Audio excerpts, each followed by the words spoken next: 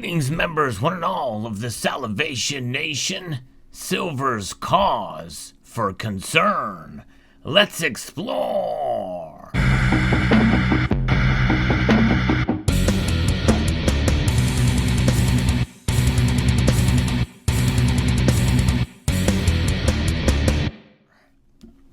May remember not long ago I posted a video with a question.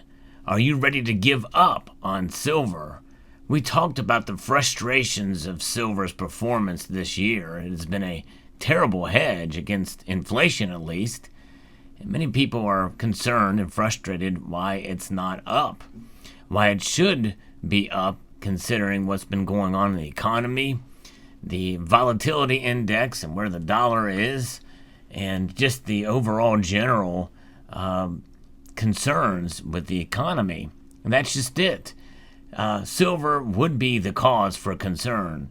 In other words, silver is the answer to the concern.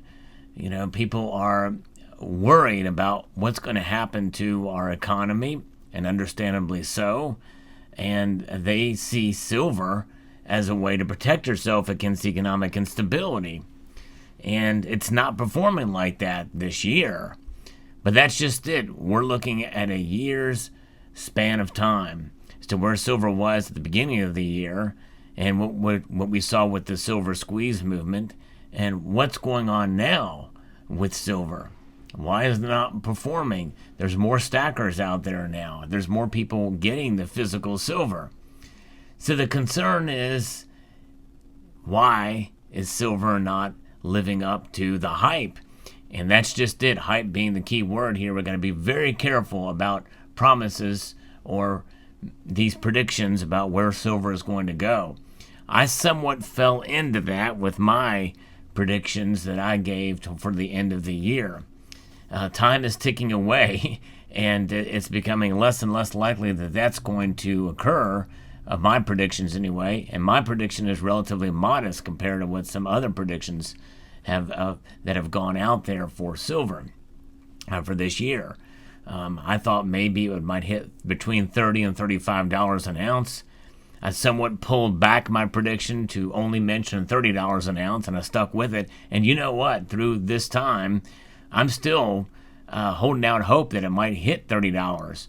But the thing is, as I have always said on this channel, I like to be very cautious about those predictions and about where I think the price of silver is going to go. I basically make predictions for fun. And just, I don't take my predictions seriously, and neither should you.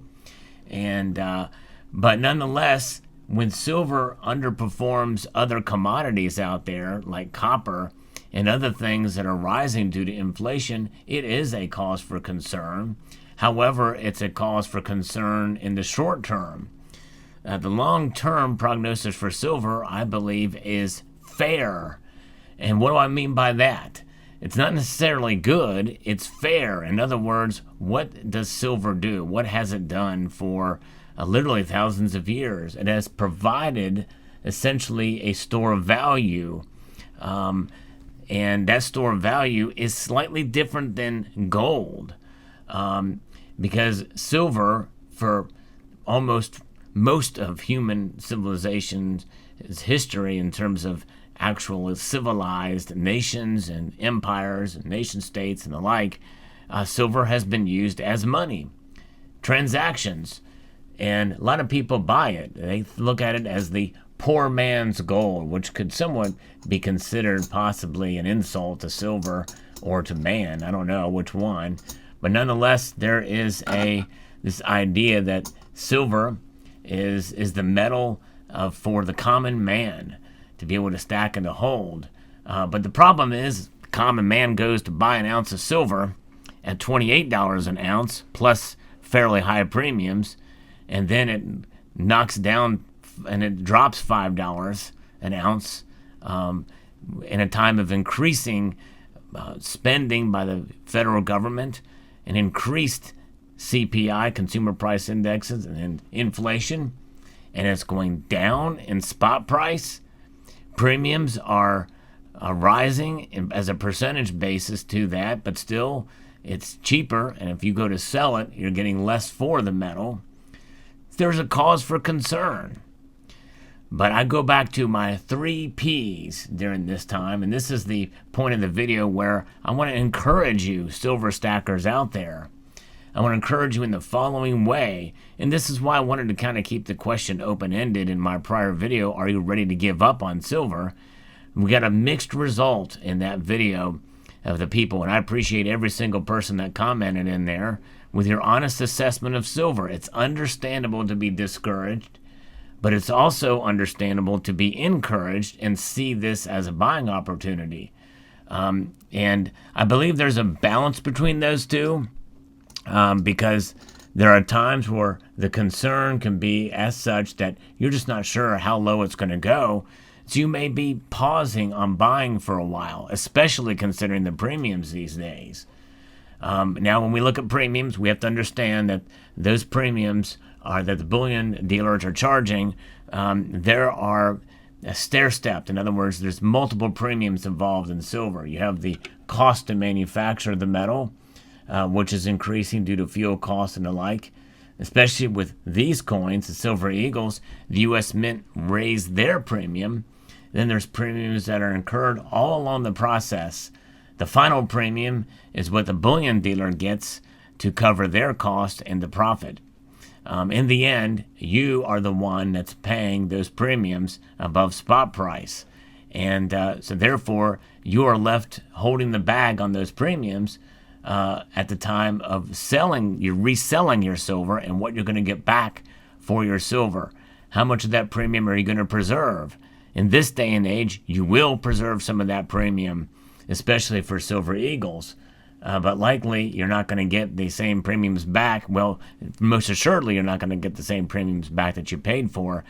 And the span and difference in dollars between those two is greater today than it was at the time when before these high premiums came into being.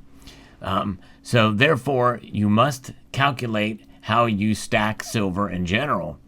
And Eagles in particular, in fact, there's a lot of people that have been saying, hey, I'm not buying Eagles, not at these premiums. Totally understandable. That's about being a smart and wise stacker of silver. And by the way, stacking meaning you're buying it just for the weight and for the liquidity of the metal that you're buying. Eagles provide the most liquidity, but is it worth the premiums?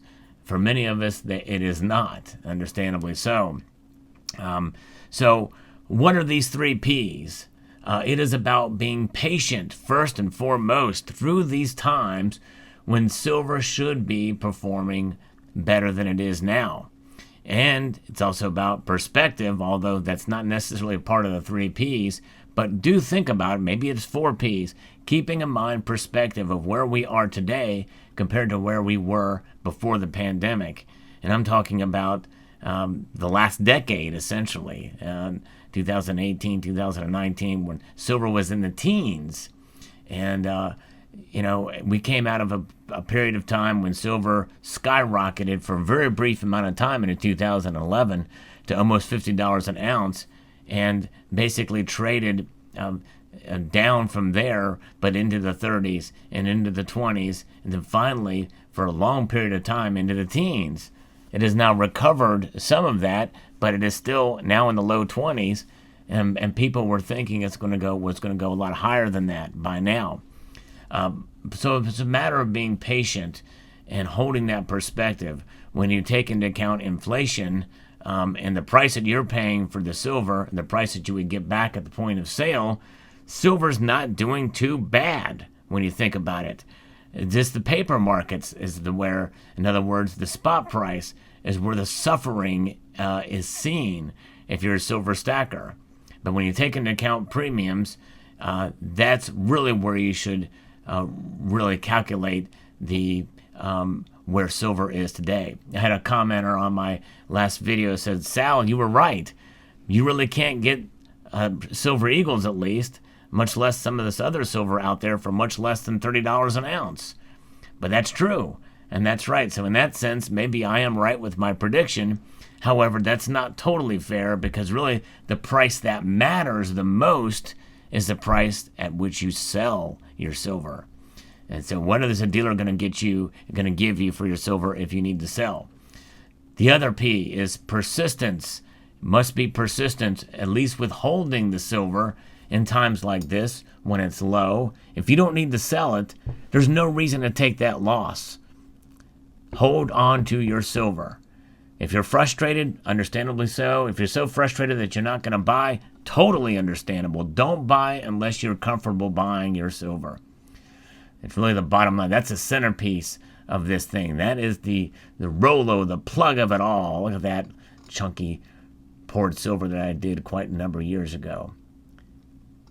That is really foundational and key here, folks, is to hold on tightly, hodl, hold on for dear life, or hold on for undear life, hold on for elk life, any other livestock you want to put in there, just hang on to it.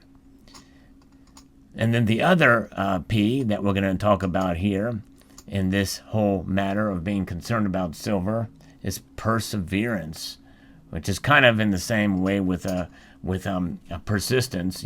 Persistence. With buying smart dollar cost averaging, buying more when it's low and less when it's high, when the price goes high. But it's about perseverance, and perseverance really is probably the key here as far as hanging on to your silver and not giving up at least in your holdings for your precious metals portfolio. And that really goes to gold too, but silver is much more volatile.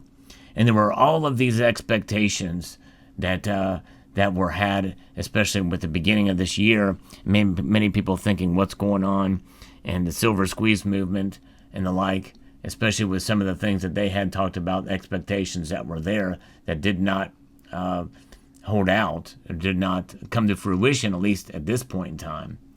So what does that mean for us? That means that the cause for concern for silver is something that you can come to grips with. What is coming to grips with silver's concern to ease those concerns for you as opposed to silver? That ease of concern is to understand silver completely for what it is. It is not going to make you rich, and it is not going to necessarily preserve your wealth during an allotted amount of time. It's going to preserve your wealth if purchased and dealt with in a smart way, in an intelligent manner over the long period of time. And I'm talking about several years to decades. And that's just it. It is a long-term proposition, silver is. And it's a long-term proposition that bears itself out upon that persistence and perseverance. And that persistence is buying it in an intelligent way using smart dollar cost averaging. I'll give you an example of the biggest cause for concern for silver, and that is this. I had somebody, and I'm going to do a video on this. I've been talking about this for quite a number of years. I have the message saved and everything. Somebody bought a bunch of Silver Eagles in 2011, made all of their purchases then, and lost 40% of it in due time and sold at that loss. And they would still, to this very day, from 2011 to today, if you bought all of your silver in 2011, you lost out. You did not gain the benefit of what silver is because you made all of your purchases then.